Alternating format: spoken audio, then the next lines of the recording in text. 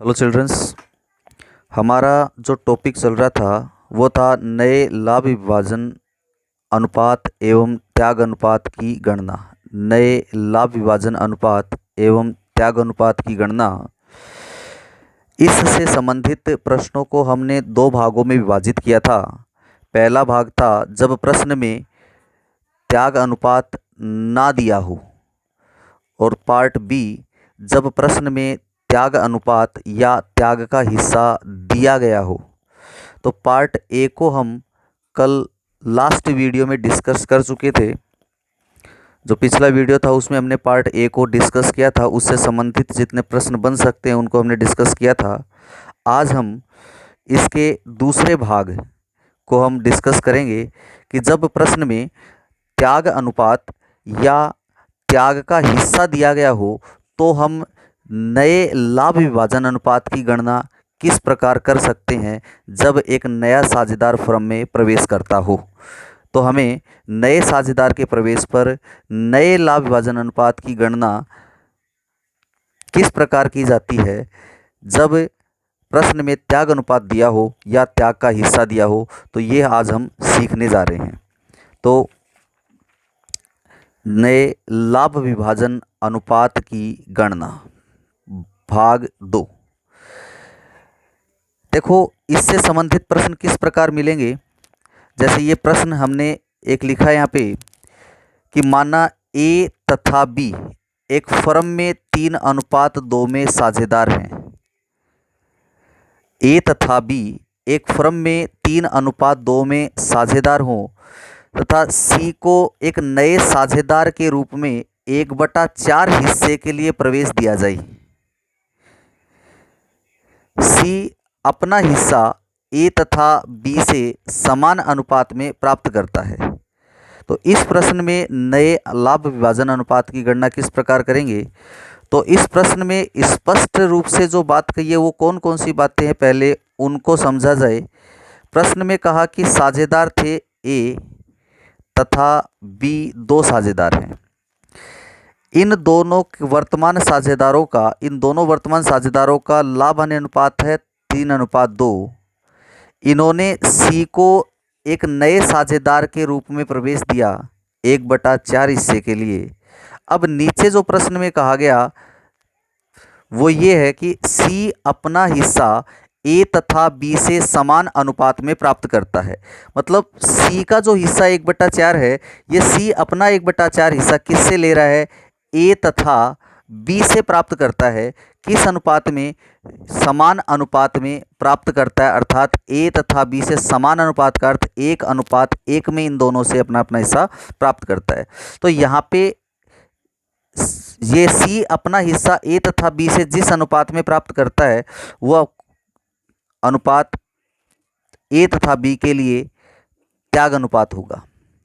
जब हमने त्याग अनुपात की बात की थी पिछले वीडियो में, तो हमने ये कहा था कि त्याग अनुपात का अर्थ होता है कि नया साझेदार पुराने साझेदारों से जिस अनुपात में अपना हिस्सा प्राप्त करता है वो त्याग अनुपात होता है। तो यहाँ सी नया साझेदार है, ये ए तथा बी से समान अनुपात में अपना हिस्सा प्राप्त करता है। इसका अर्थ ये हुआ कि सी अपना हिस्सा जब समान अनुपात में ए बी से ले रहा है तो ए और बी का त्याग अनुपात जो वो समान होगा। ये त्याग अनुपात है, ये ए तथा बी का त्याग का हिस्सा नहीं है। अब हमें क्या करना पड़ेगा, जब सी अपने 1/4 हिस्से को ए तथा बी से समान अनुपात में प्राप्त करता है तो हम पहले ए तथा बी का त्याग का हिस्सा ज्ञात करेंगे। तो ए तथा बी का त्याग का हिस्सा, इसका अर्थ ये है कि त्याग का हिस्सा 1/4 सी का जो हिस्सा है वो ए बी से समान अनुपात में ले रहा है। तो 1/4 को ए तथा बी में समान अनुपात में विभाजित करने पर ए तथा बी का हमें त्याग का हिस्सा 1/8 प्राप्त होता है। कैसे किया कि सी का 1/4 हिस्सा था जिसे ए तथा बी से समान अनुपात में प्राप्त किया गया।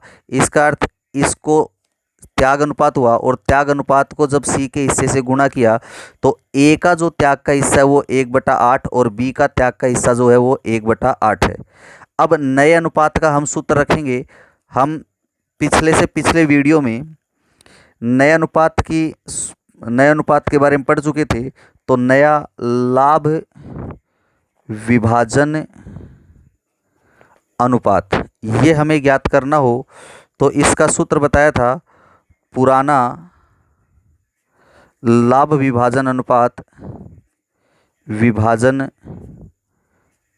अनुपात माइनस त्याग का हिस्सा।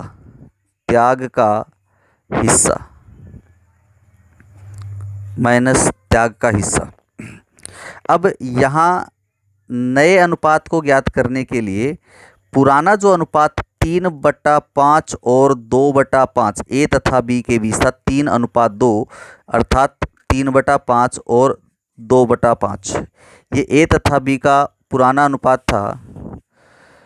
ए तथा बी का पुराना अनुपात था 3:2 अर्थात 3/5 और 2/5 था। इसमें पुराने अनुपात में से ए तथा बी ने जितना हिस्सा त्याग किया है उस हिस्से को घटा देंगे तो हमें नया लाभ का हिस्सा प्राप्त होगा। तो 1/8 और 1/8 ही इसमें से घटाया तो हमें प्राप्त हुआ नया अनुपात। इसके लिए हमें क्या लेना पड़ेगा, एलसीएम लेना पड़ेगा। 5 को और 8 का एलसीएम हो जाएगा 40।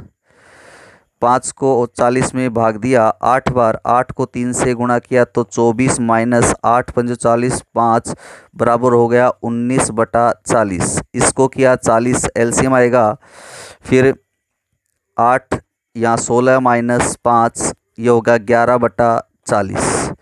अब ये नया अनुपात होगा ए का, ये नया लाभ का हिस्सा है बी का।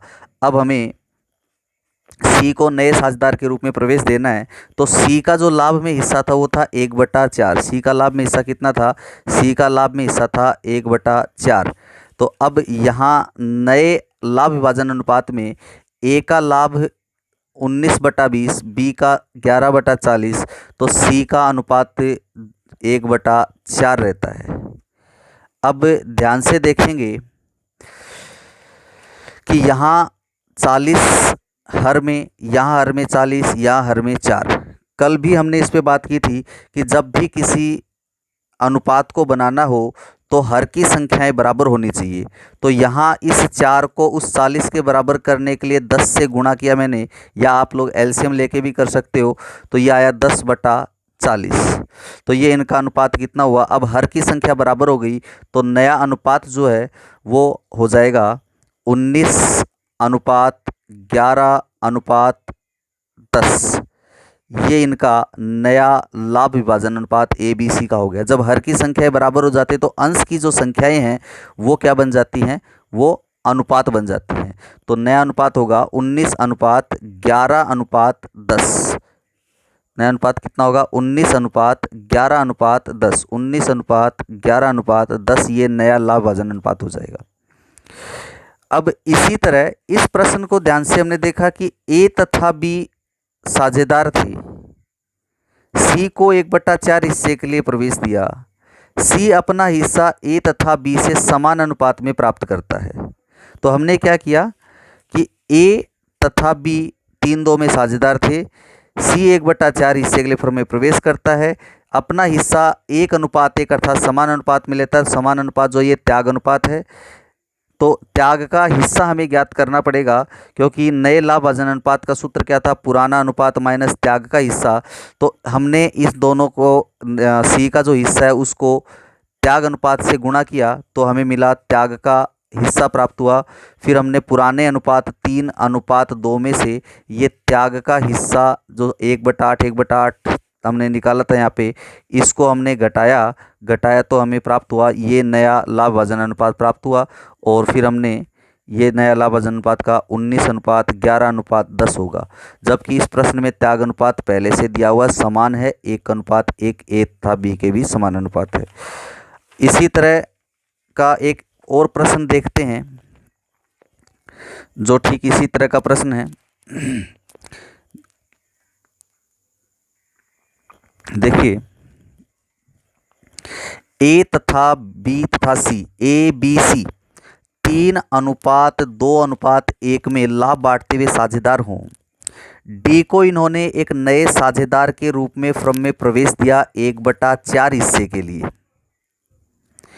अब की बार साझेदार कितने हैं? 3 साझेदार है, वर्तमान साझेदार 3 है। ए तथा बी तथा सी, ए बी तथा सी 3:2:1 में साझेदार हैं। डी को नए साझेदार के रूप में 1/4 हिस्से के लिए फर्म में प्रवेश दिया गया।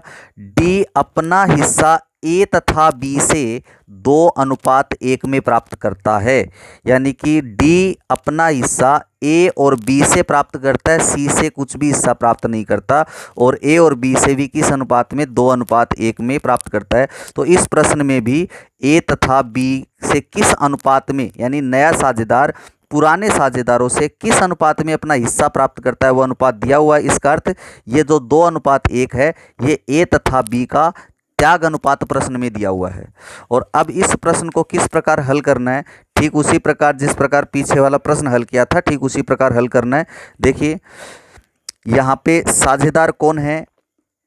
आंसर ए तथा बी साझेदार हैं। लाभ हानि अनुपात ए बी सी थे, 3:2:1 इनका लाभ हानि अनुपात था। डी को नए साझेदार के रूप में हमने 1/4 हिस्से के लिए फर्म में प्रवेश दिया था। डी अपना 1/4 हिस्सा किससे प्राप्त करता है? ये अपना 1/4 हिस्सा ए तथा बी से प्राप्त करता है, जैसा कि इस प्रश्न में कहा है, ए तथा बी से प्राप्त करता है। किस अनुपात में? 2:1 में प्राप्त करता है। तो ये 2:1 है, ये ए तथा बी के लिए क्या बन गया? त्याग अनुपात बन गया। अब हमें क्या करना है? नया अनुपात ज्ञात करना है। और नया अनुपात ज्ञात करने का सूत्र क्या होता है? जो हमने पढ़ा था, पहली जो क्लास हुई थी नए साझेदार के प्रवेश की, उसमें हमने पढ़ा था कि पुराना अनुपात माइनस त्याग का हिस्सा। तो देखो ध्यान से कि डी का हिस्सा है टोटल 1/4, जो ए तथा बी से 2:1 में प्राप्त करेगा। तो ये 2:1 त्याग अनुपात है ए तथा बी का। जब मैं डी के इस 1/4 हिस्से को इस त्याग अनुपात से गुणा कर दूंगा, तो गुणा करने पर त्याग का हिस्सा प्राप्त होगा। तो हमें क्या करना है?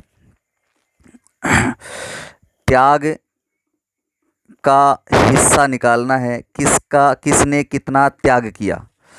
तो त्याग कर रहे हैं ए और बी, तो ए का त्याग और बी का त्याग कितना कितना होगा? देखो डी का हिस्सा था 1/4, इसको हमें इनके त्याग अनुपात से गुणा करना है, यानी 2:1 अर्थात 2/3 और 1/3 से गुणा करना है। अब मैंने इसको गुणा किया, 1 को 2 से गुणा किया 2/12, 4×12, 1 को 1 से किया तो 1, 4×12, 1/12। ये त्याग का हिस्सा आ गया ए तथा बी का। अब त्याग का हिस्सा ज्ञात होने के बाद नए अनुपात का सूत्र रखेंगे, जैसा कि पीछे वाले प्रश्न में किया था, ठीक वैसा ही करना है। नया लाभ विभाजन अनुपात, नया लाभ विभाजन अनुपात बराबर पुराना लाभ विभाजन अनुपात माइनस त्याग का हिस्सा, ये हमें सूत्र लगाना है। पुराना अनुपात देखेंगे तो ए बी तथा सी के मध्य जो अनुपात था पुराना, वो था 3:2:1।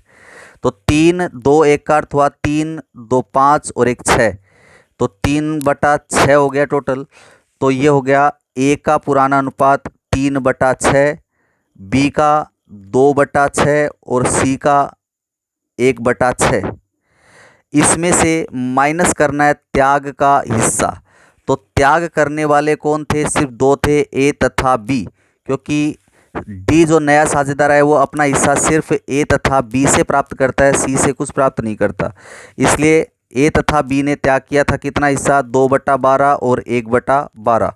तो ये त्याग का हिस्सा ए तथा बी में से माइनस करो। ए का त्याग का हिस्सा था 2/12, बी का था 1/12, तो इसमें से 1/12 माइनस किया। सी ने कुछ भी त्याग नहीं किया, तो इसमें से कुछ माइनस करना नहीं है। इसका अनुपात ऐसा कैसा रहेगा? ए ने त्याग किया था 2/12, इसमें से माइनस किया, बी ने त्याग किया था 1/12, इसमें से माइनस किया, सी ने कुछ त्याग नहीं किया, तो इसका हिस्सा ऐसा कैसा रहेगा, इसमें से कुछ घटाया नहीं जाएगा। अब हमें क्या करना है, देखो 6 और 12 जब माइनस और प्लस करना है तो हमें क्या चाहिए, एलसीएम लेना पड़ता है या फिर हर की संख्या बराबर करनी पड़ती है, इसका मतलब ये एलसीएम लेना होता है। तो हम क्या करते हैं, 6 और 12 का एलसीएम क्या हो जाएगा, 12। अब 6 को 12 में 2 बार भाग गया और 2 को 3 से गुणा किया, 6 माइनस 12 को एक बार किया, ये 2 और 4/12 ये हो जाएगा। इधर 6 और 12 का एलसीएम कितना आया, 12। 6 को 12 में भाग दिया तो 2 बार, 2 को 2 से गुणा किया 4, माइनस 12 को 12 में भाग दिया एक बार, 1 को 1 से गुणा किया, 1 माइनस का साइन था तो ये आ गया 3/12। अब 1/6 ये सेम अनुपात रह जाएगा, ऐसा कैसा, क्योंकि इसमें कोई भी परिवर्तन नहीं हुआ था, कुछ माइनस नहीं करना। अब नया साझेदार डी, एक नए साझेदार को ये नया लाभ विभाजन अनुपात आ रहा था, नया लाभ विभाजन अनुपात में नए साझेदार को भी शामिल किया जाता है। तो नया साझेदार कौन था, डी, जो कितने हिस्से के लिए फॉर्म में आया था, 1/4 हिस्से के लिए। ये 1/4 हिस्सा नए साझेदार का यहाँ लिखा जाएगा 1/4। अब हम देखेंगे तो ए का नया लाभ विभाजन अनुपात है 4/12, बी का नया लाभ विभाजन अनुपात है 3/12, सी का है 1/6 और डी का है 1/4। तो यहाँ देखो हर बराबर नहीं है, तो जब हर बराबर नहीं होते हैं तो या तो एलसीएम लेना पड़ता है या हर बराबर करने के लिए हर की संख्या को किसी न किसी से हम गुणा करेंगे। तो देखो सबसे बड़ी संख्या 12 है, मैं क्या करता हूँ, अगर मैं इस 6 को 2 से गुणा कर दूँ तो ये 12 के बराबर हो जाएगा, और इस 4 को 3 से गुणा कर दूँ तो 12 के बराबर हो जाएगा। तो यहाँ जब नीचे गुणा हो रहा है तो उसी संख्या से ऊपर भी हमें गुणा करना पड़ेगा। तो इसको 2/2 से गुणा किया, नीचे 12 हो गया, 2/12 ये हो गया 3/12। अब देखो हर की संख्या बराबर हो गई। इस चीज़ को आप एलसीएम लेके भी, इन चारों का एलसीएम लेके भी कर सकते हो। तो 4/12, 3/12, 2/12, 3/12, तो इसमें हर की संख्याएं सब बराबर हो गई। अब हर की संख्याएं बराबर होने के बाद अनुपात जो है अपना होगा, अंश की संख्या को अनुपात बनाएंगे, 4, यहाँ 3, यहाँ 2 और यहाँ 3। तो नया लाभ विभाजन अनुपात होगा 4:3:2:3। ये ए बी सी डी के बीच A:B:C:D, ये ए बी सी डी के बीच नया लाभ विभाजन अनुपात हो गया।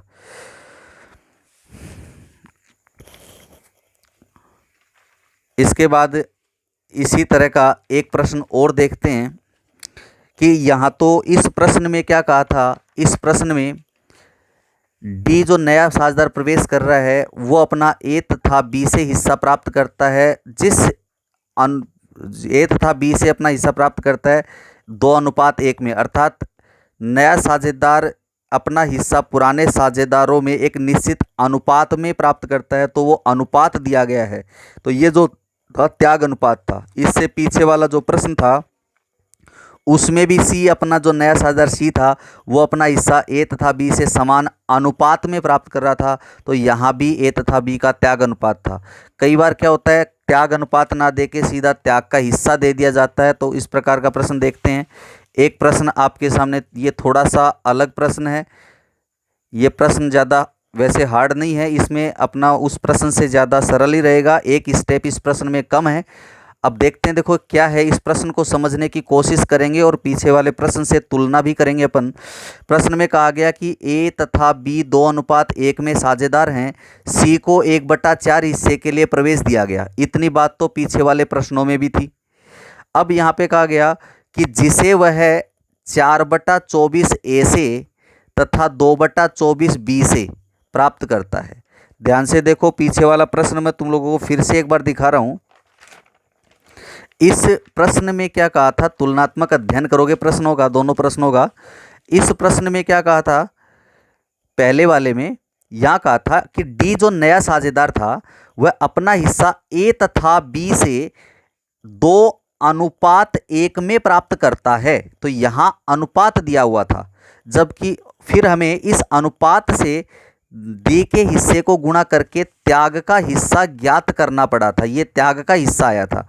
अब जबकि इस प्रश्न में क्या कहा गया है, इस प्रश्न में कहा गया है कि सी 1/4 हिस्से के लिए प्रवेश दिया गया जिसे वह 4/24 ए से प्राप्त करता है। यहाँ क्या था, अनुपात में प्राप्त करता है। ये सीधा बता रहा है कि 4/24 हिस्सा उसने ए से प्राप्त किया। इसका मतलब ये हुआ कि ए ने जो त्याग किया वो ए का त्याग हुआ इसमें 4/24, और बी से 2 तथा 2/24 बी से प्राप्त करता है, तो 2/24 जो बी से प्राप्त किया ये बी का त्याग हुआ, ये बी का त्याग हो जाता है। इसमें अनुपात नहीं दिया, ये हिस्सा प्राप्त किया जिसे वह 4/24 ए से तथा 2/24 बी से प्राप्त करता है। तो सीधा ये क्या दिया हुआ, त्याग का हिस्सा दिया हुआ है, त्याग का अनुपात नहीं दिया हुआ। तो कंफ्यूज होने की कोई ज़रूरत नहीं है इस प्रश्न में। तो त्याग का हिस्सा पहले से दिया हुआ है, तो सीधा हमें क्या करना है, नए अनुपात का सूत्र रखना है, और नया अनुपात होगा नया लाभ विभाजन अनुपात। लाभ विभाजन अनुपात का सूत्र हो क्या होता है, वही सूत्र अपना कौन सा, पुराना लाभ विभाजन अनुपात, पुराना लाभ विभाजन अनुपात माइनस त्याग का हिस्सा। अब यहाँ पे त्याग का हिस्सा पहले से प्रश्न में दिया हुआ था, 4/24 2/24, ज्ञात करने की जरूरत नहीं, एक स्टेप हमारी कम हुई है। देखो पुराना अनुपात इस प्रश्न में कितना था, ए तथा बी के बीच 2:1 इनके बीच पुराना अनुपात था, तो 2:1 का अर्थ हो गया 2/3 और 1/3, ये ए का ये बी का। इसमें से माइनस करना है त्याग का हिस्सा, तो माइनस किया त्याग का हिस्सा जो कि कितना था 4/24 और 2/24, तो 4/24 और 2/24। अब 3 और 24 इन दोनों का क्या लेना है, एलसीएम लेना है। तो इन दोनों का एलसीएम कितना होता है, 24 ही एलसीएम हो जाता है। तो देखो 3 का भाग 24 में दोगे कितनी बार जाएगा, 8 बार। 8 को 2 से गुणा किया तो कितना आया, 16। 16 माइनस का साइन था, फिर 24 का भाग 24 में एक बार, 1 को 4 से गुणा किया 4, तो यह आया 12/24 नया लाभ विभाजन अनुपात ए का। इसी प्रकार इसको हल किया तो देखिए 24 और 3 का भाग 24 में जाता है तो एलसीएम 24 ही रह सकता है, कोई दिक्कत नहीं है। तो 3 का भाग 24 में कितनी बार गया, 8 बार। 8 को 1 से गुणा किया 8, माइनस 24 का भाग 24 में एक बार, 1 को 2 से गुणा किया 2, 8 माइनस 2 बराबर कितना हो गया, 6/24। तो यहाँ पे अनुपात ए का नया अनुपात कितना, 12/24, बी का नया अनुपात कितना, 6/24। अब हम इसमें नए साझेदार सी को शामिल करते हैं। ये नया लाभ विभाजन अनुपात किसका है, ए का। ये नया लाभ विभाजन अनुपात किसका, बी का। अब हमें इस अनुपात में सी को शामिल करना है। सी जो नया साझेदार था, कितने हिस्से के लिए फर्म में साझेदार बनाया गया, 1/4 हिस्से के लिए फर्म में साझेदार बनाया गया था। तो हम क्या करते हैं, ए का नया अनुपात 12/24, बी का नया अनुपात 6/24, और सी को इसमें हमने शामिल किया, कितने हिस्से के लिए आया था, 1/4 हिस्से के लिए। फिर से एक बार वही बात आ जाती है अपने सामने कि सर यहाँ पे हर की संख्या 24, यहाँ हर की संख्या 24, लेकिन यहाँ हर की संख्या 4। तो इसको क्या करना है, हर की संख्या को बराबर। और हर की संख्या बराबर कैसे होगी, देखो 4 का भाग 24 में कितनी बार जाता है, 6 बार। इसका मतलब अगर मैं इसको 6 से गुणा कर देता हूँ तो क्या हो जाएगा, 24 हो जाएगा। तो ऊपर भी 6 से ही गुणा करना पड़ेगा, तो हो जाएगा 6/24। तो इनका नया अनुपात कितना हो गया, 12, 6 और 6। ऐसा जब हर की संख्या बराबर होगी तो अंश की संख्या क्या बनेगी, अनुपात बनेगी। तो नया लाभ विभाजन अनुपात होगा, नया लाभ विभाजन अनुपात इनका होगा किसका, ए अनुपात बी अनुपात सी। यह होगा आपका 12:6:6। तो आपने सीधा रखा 12:6:6। तो ध्यान से देखिए इसमें 12, 6, 6 कॉमन क्या है, इन तीनों में 6 कॉमन है। तो मैंने 6 से इसको कैंसिल किया, 6 एकम 6, 6 एकम 6, 6 दूनी 12। तो 2:2:1 ये नया लाभ विभाजन अनुपात आ गया। ठीक है। अब इसी तरह ये जो प्रश्न थे, 3 प्रश्न हमने किए, इन तीनों प्रश्नों में हमने ये समझा कि जब त्याग का हिस्सा या त्याग अनुपात दिया हो तो किस प्रकार से नए अनुपात की गणना की जाती है। अब इस प्रश्न में त्याग का हिस्सा दिया हुआ था, अगर इसी प्रश्न में त्याग अनुपात पूछ लिया जाता तो हम क्या करते। त्याग अनुपात का सीधा सा अर्थ है त्याग के हिस्से का जब हम एलसीएम लेके अनुपात बना देते हैं तो वो त्याग का अनुपात हो जाता है। तो यहाँ देखो त्याग का हिस्सा ए का था 4/24, बी का था 2/24, तो यहाँ पहले से ही हर की संख्या बराबर है, तो ये जो त्याग का हिस्सा दिया हुआ था इसी में हमने त्याग अनुपात बनाया। जब हर की संख्या बराबर है तो अनुपात हो गया 4:2। कॉमन क्या था 2, तो 2 से दोनों को काटा तो 2:1। ये ए तथा बी का क्या हो गया, ये ए तथा बी का त्याग अनुपात हो जाता है। इतनी बात मेरे हिसाब से आप सबको समझ में आ गई होगी।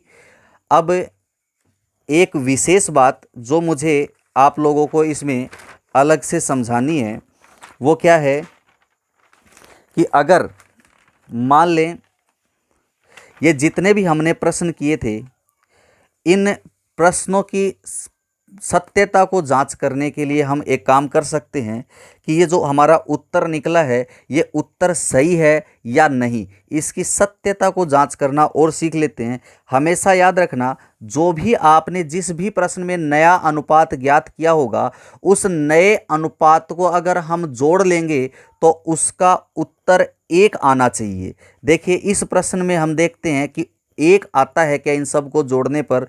तो देखिए यहाँ पे ए प्लस बी प्लस सी, यानी ए का अनुपात था 2 और 1 3 और 1 4, 2/4 प्लस 1/4 प्लस 1/4। इनका एलसीएम कितना आया तीनों का 4, तो 4 4 4 नीचे है तो 2 + 1 + 1 बराबर 4/4। काटा तो कितना आया, आंसर आया 1। तो इस तरह सत्यता को जांच कर लेना है कि जब भी हमने नया अनुपात ज्ञात किया है, और नया नहीं किसी भी प्रकार का अनुपात तुमने ज्ञात किया हो, अगर जो अभी अनुपात हमने ज्ञात किया है उन अनुपातों को जोड़ दिया जाता है तो आंसर आना चाहिए 1। अगर 1 आंसर आया मतलब वो आपका अनुपात सही है, वहाँ कोई गलती नहीं है। इससे पीछे वाले प्रश्न को हम देखते हैं। इससे पीछे वाला जो हमने पहला प्रश्न किया था, इस प्रश्न में हमारा अनुपात आया था 19:11:10, 19:11:10, तो ये टोटल होता है 20 30 40। और अब हम देखते हैं कि क्या इसको जोड़ने पर भी 1 आता है। बिल्कुल इसको जोड़ने पर भी 1 आएगा। इसकी भी हम सत्यता की जांच कर लेते हैं। देखिए ध्यान से, अनुपात क्या था 19:11:10, टोटल कितना हुआ 40, तो 19/40, 11/40 और 10/40। तो ए बी और सी इन तीनों के अनुपातों को जोड़ो। इनके तीनों के अनुपातों को जोड़ा तो इनका एलसीएम कितना आया 40, और 19 यहाँ पे 11, यहाँ पे 10 रह जाएगा क्योंकि 40 का भाग 40 में एक बार गया, 19 एकम 19, फिर 40 का भाग 40 में एक बार गया तो 11 एकम 11, 40 का भाग 40 में एक बार गया तो 10 एकम 10, तो यहाँ पे आएगा 10। तीनों को जोड़ो, 19 + 11 + 10 बराबर कितना 40, और भाग में एल कितना है 40, तो 40/40 बराबर कितना हुआ 1। इसी प्रकार दूसरे प्रश्न की सत्यता की जांच करें कि दूसरे प्रश्न में दिया हुआ था नया अनुपात कितना आया था, ए बी सी डी के बीच नया लाभ भाजन अनुपात आया था 4:3:2:3। तो यहाँ पे दिया हुआ है 4। इस प्रश्न की सत्यता की जांच करें तो देखिए 4/4 3 2 3, तो 4 3 7 3 10 2 12, तो 4/12 3/12 2/12 और 3/12, ये इनका ए बी सी डी का अनुपात है। 4:3:2:3 अर्थात 4 3 7 2 9 और 3 12, तो 4/12 ए का अनुपात, 3/12 बी का, 2/12 सी का और 3/12 डी का।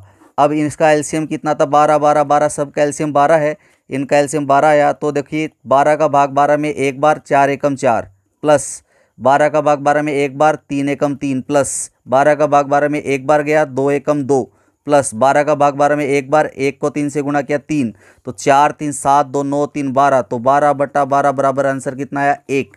तो किसी भी प्रकार का अनुपात ज्ञात किया हो आपने, अनुपात अंत में जो अनुपात आया है उस अनुपात का उत्तर क्या आना चाहिए, 1 आना चाहिए, तब तो आपका प्रश्न सही है।